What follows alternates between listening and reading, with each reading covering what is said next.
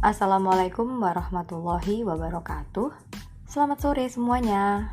Senang sekali saya Miss Puri kembali hadir menemani Anda di podcast Secangkir Teh. Masih bersama Miss Happy, seorang psikolog pendidikan, dan juga Miss Hem, seorang pemerhati anak dan remaja, dan sampai sekarang masih aktif mengisi sebuah acara di stasiun radio di Surabaya. Nah, sore ini kita akan membahas topik yang tidak kalah menarik dengan minggu-minggu sebelumnya. Mari kita simak bersama.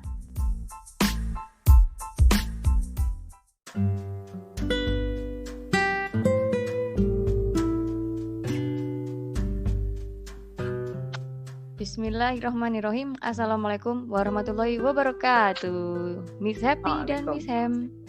Waalaikumsalam warahmatullahi wabarakatuh. Ya, apa kabar ini Miss Happy sama Miss Hem? Sehat? Alhamdulillah.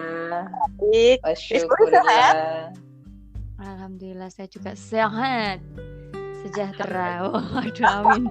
Ya, kita sebenarnya meneruskan dari minggu kemarin sih ya.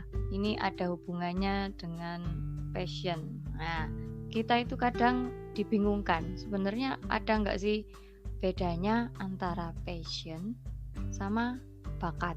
Nah, ini siapa dulu? Miss Happy dulu mungkin ya.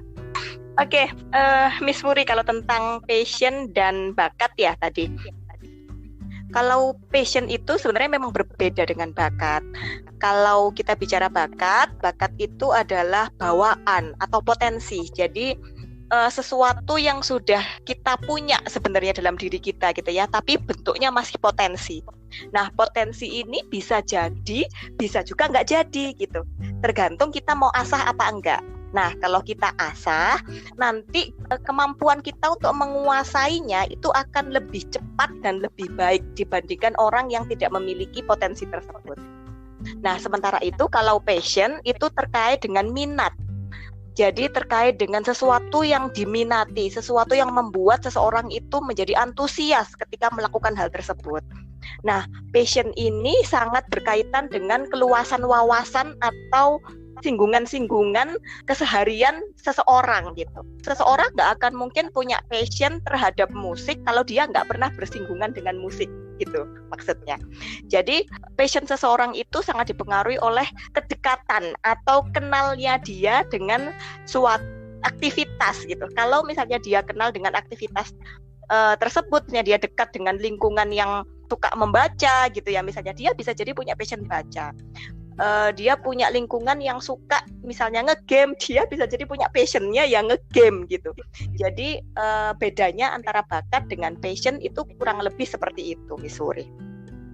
Baik, terima kasih Miss Happy. Kalau menurut Miss Hem ada tambahan mungkin atau mungkin beda? Kalau saya sih menekankannya pada passion saja, karena insya Allah bakat udah final lah itu dibahas gitu ya. Pada hobi akhirnya anggap saja saya mengumpulkan benda-benda unik misalnya gitu. Awalnya itu nggak kepikir ketika di Indonesia, kemudian di sana ketemu komunitas, benda-benda unik itu bisa jadi satu passion baru, dan akhirnya karena saya sudah mulai hobi malah bisa menjadi sumber pendapatan yang mendukung kehidupan saya, dan itu namanya harmoni, sehingga saya sudah berharmoni, sudah mau untuk membuka diri pada satu passion baru, kemudian saya melakukan harmonisasi, dan akhirnya itu di samping jadi hobi pun bisa menjadi pintu rezeki. Enak toh? Enak banget. Berarti kalau dari penjelasannya Miss Hem sama Miss Happy, passion itu ada ya pengaruhnya pada kehidupan kita ya? Signifikankah Miss Happy? Iya, ada banget ya pengaruhnya gitu. Kalau dibilang signifikan atau enggak itu sebenarnya bergantung pada masing-masing orang gitu. Ada orang yang benar-benar ini memperhatikan passionnya. Ada yang enggak, tapi gini, sebenarnya passion aja itu juga tidak bisa membuat orang sukses. Begitupun dengan bakat saja gitu. Dua-duanya harus ada kerja kerasnya. Nah, orang yang hanya punya passion aja tapi dia nggak mau kerja keras, ya dia nggak akan ngefek itu passionnya, hanya sebagai senang-senang, hanya sebagai refreshing aja jatuhnya gitu. Tapi kalau dengan passion tadi dia mau kerja keras, meskipun mungkin di passion tersebut dia nggak punya bakat, akhirnya kerja keras dia akan berlipat ganda dibandingkan yang sebenarnya dia punya bakat di situ gitu. Tetap aja insya Allah itu akan bisa membuka jalan keberhasilan buat dia gitu, Miss Puri.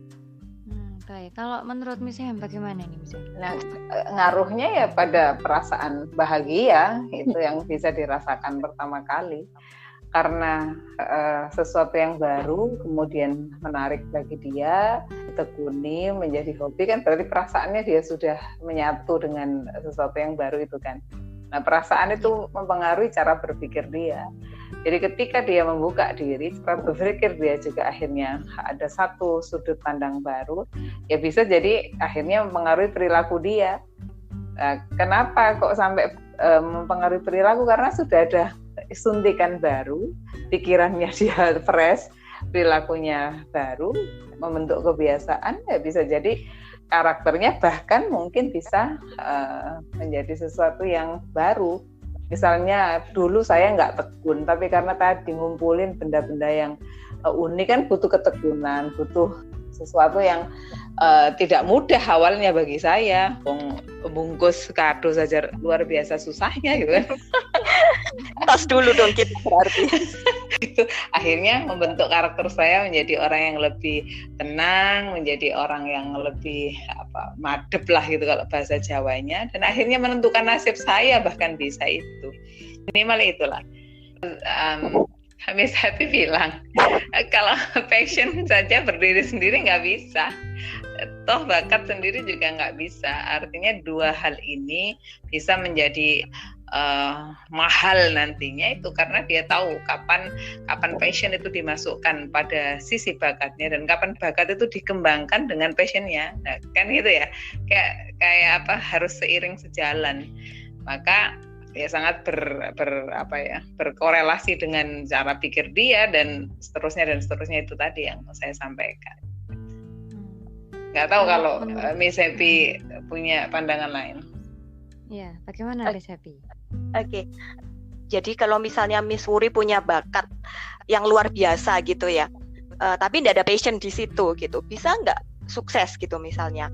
Bisa, selama Miss Wuri mau bekerja keras, mencari peluang untuk mengoptimalkan bakat tersebut gitu ya, dan untuk mencari peluang-peluang bagaimana bisa mendapatkan rezeki dari bakat tersebut gitu. Cuman yang perlu diperhatikan adalah nanti akan relatif mudah menjadi jenuh. Titik jenuh itu akan mudah tercapai gitu. Kenapa? Karena nggak ada minat di situ. Jadi akhirnya melakukan sesuatu tuh mekanis, kurang ada feel-nya, kurang ada rasa senangnya tadi kalau kata istilahnya Miss Hem tadi ya gitu. Jadi sebenarnya salah nggak? Boleh nggak? Ya nggak salah gitu. Cuman tantangannya adalah bagaimana akhirnya aktivitas kita bisa menyenangi aktivitas tersebut dan tidak merasa terpaksa gitu. Kalau sekarang banyak orang atau muncul istilah I hate Monday gitu ya. Nah, itu mungkin karena orang-orang itu juga kurang passionnya di pekerjaan yang mereka hadapi sehari-hari gitu, sehingga mereka melakukan itu tuh merasa sebagai aduh udah waktunya kerja lagi. Tadi kalau yang di awal tadi sempat Miss Hem sampaikan, enak kan kalau misalnya passion bisa kemudian dan bakat itu sejalan kemudian bisa menghasilkan pendapatan, enak banget gitu.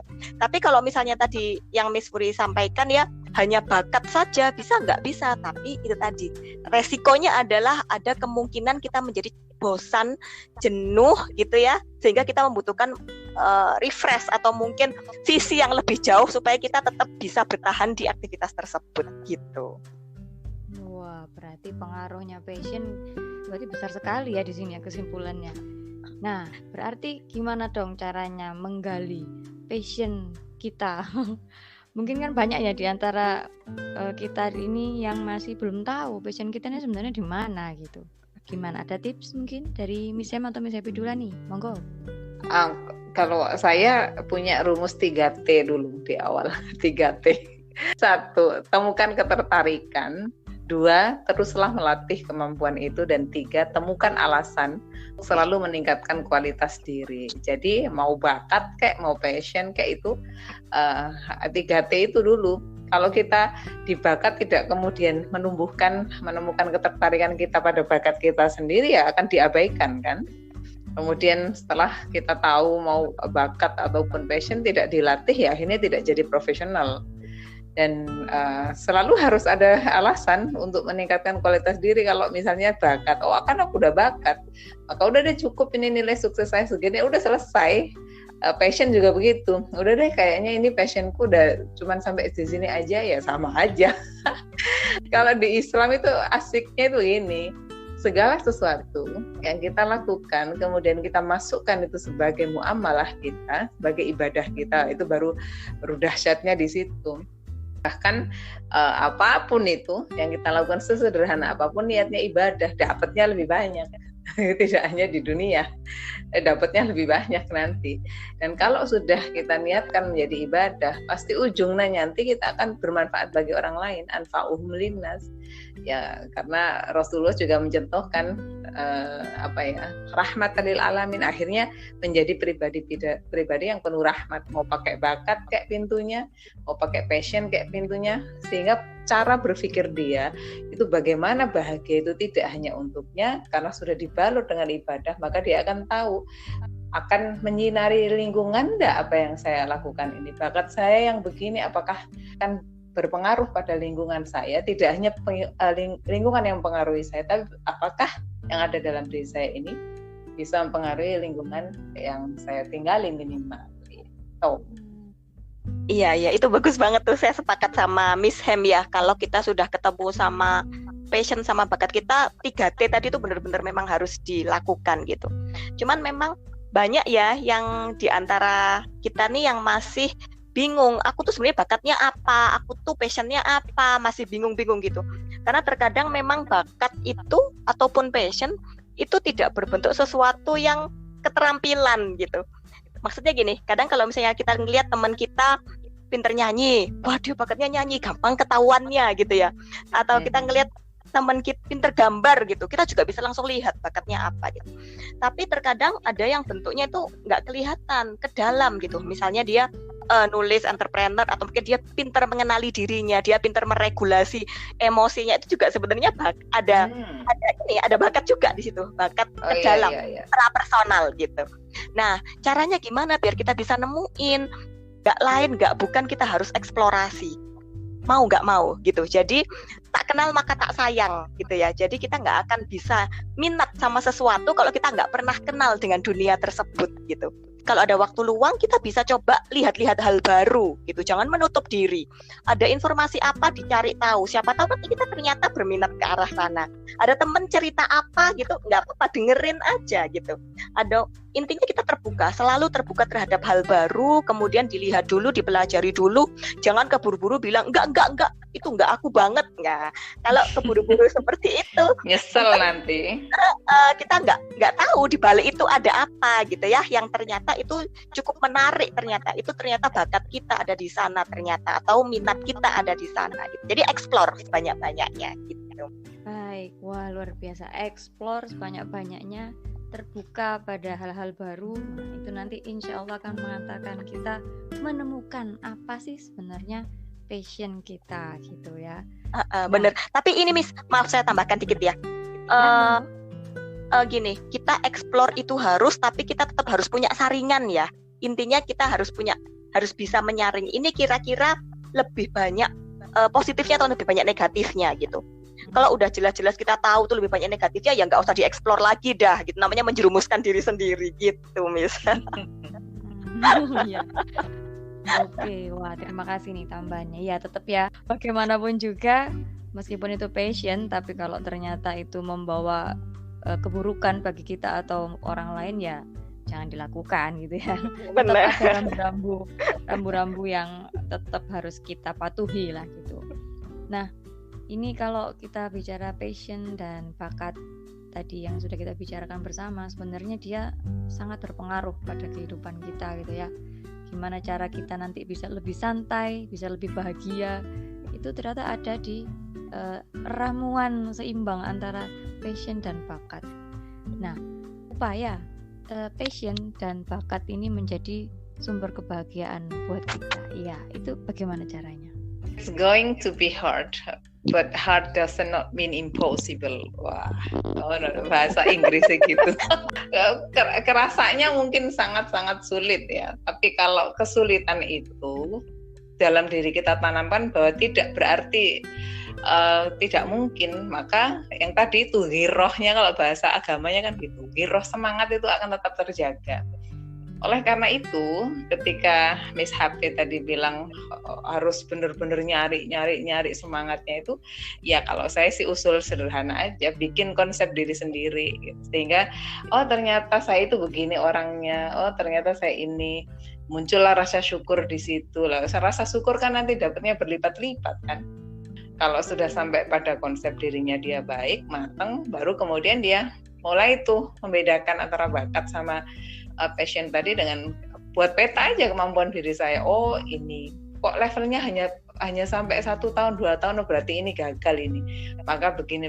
Dan saya yakin ini kan dilakukan anak-anak remaja kan. Anak kecil kita baru bisa kita bimbing untuk bikin sesuatu yang sederhana. Tapi harusnya kemampuan untuk memetakan diri ini sudah bisa dilakukan oleh anak-anak remaja di usia, kalau bahasa Qur'annya itu akil dan balik. Akil itu berarti berakal, dia sudah tahu bahwa manajemen dirinya harus bagaimana, harusnya begitu. Jadi kalau anak muda masih bingung nyari gak ada duit gitu, pulsa itu keliru itu.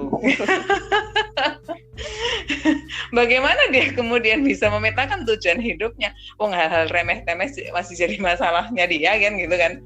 Bagaimana dia kemudian punya konsep ikhtiar? Lah kalau hal-hal, aduh ma, aku ini kehabisan pulsa gimana ma? Bayangin usia SMA masih bingung seperti itu. Ingat Rasulullah saja, bagaimana kemudian Rasulullah dilatih untuk menggembala domba. Kemudian di usia berapa Rasulullah sudah ikut pamannya untuk berdagang?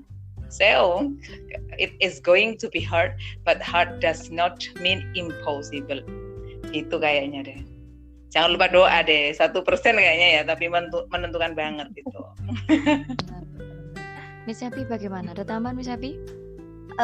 Iya, mungkin sedikit aja ya tambahannya, supaya bisa bermanfaat untuk diri sendiri dan orang lain terutama ya. Tadi pertanyaan gitu ya Miss Puri. Mungkin ini kita nggak usah terlalu overthinking bahwa gimana ya caranya biar nanti ini menghasilkan sesuatu yang besar gitu misalnya, atau nanti ini kayaknya kok nggak ada gunanya ya gitu. Jalanin aja dulu gitu. Nanti semakin dalam kita kenal sama passion kita, semakin kita kenal sama bakat kita akan menemukan hal-hal yang itu bisa bermanfaat untuk diri kita ataupun orang lain. Dan jangan berpikir untuk berbagi itu harus sesuatu hal yang complicated, harus sesuatu yang wow, enggak harus begitu. Kadang sesuatu yang menurut kita remeh-temeh itu menjadi hal yang sangat ingin diketahui oleh orang lain gitu. Jadi sesederhana apapun, meskipun kita sedang berproses gitu ya untuk menekuni passion kita belum jadi expert, nggak apa-apa kalau kita merasa ada hal yang bisa kita bagikan gitu ya sama teman-teman kita, bagiin aja gitu. Nanti itu insya Allah pasti bermanfaat sedikit demi sedikit untuk sekeliling kita, dan nanti semakin kita mendalaminya, semakin kita menguasainya, semakin banyak pula insya Allah yang bisa kita bagikan. Yang paling penting satu sebenarnya, kita punya niatnya untuk bisa bermanfaat dan untuk bisa berbagi. Kalau kita udah punya niatnya, insya Allah kita akan tahu kok ada banyak hal yang bisa dibagikan gitu Miss Puri. Wow, luar biasa sekali ya. Ini rasanya kok saya jadi semangat mencari passion yang lain loh. Baiklah. Di ujung perbincangan kita, saya mungkin akan kampanyekan hal yang mungkin ini dirasa wajar, tapi kadang kalau nggak diingetin itu lupa. Kalau anak-anak kita yang remaja, yang muda, yang akil balik itu kan terlihatnya kayak gayanya udah gede, padahal sebenarnya mereka masih butuh didampingi, mereka masih butuh tempat untuk bertanya gitu kan.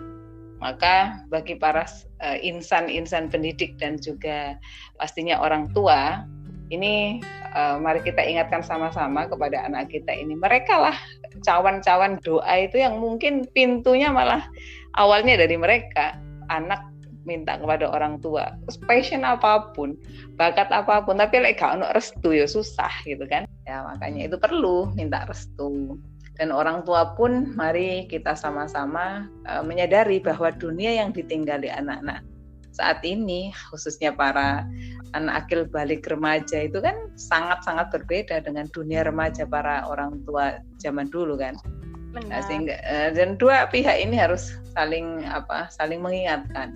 Nah, kamu itu anaknya mama, anaknya papa. Maka apapun keputusanmu itu mama sama papa akan mendukung jika begini.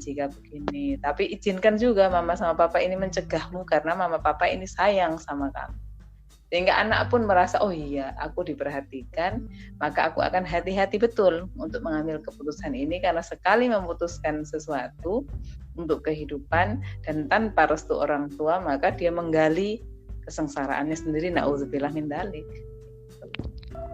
Tidak sedikit kan, ada banyak kisah-kisah di mana orang tua itu dan anak ketika berkonflik akhirnya menjadikan dua pihak ini keduanya tidak bahagia kan, sedangkan tujuan utama hidup bahagia.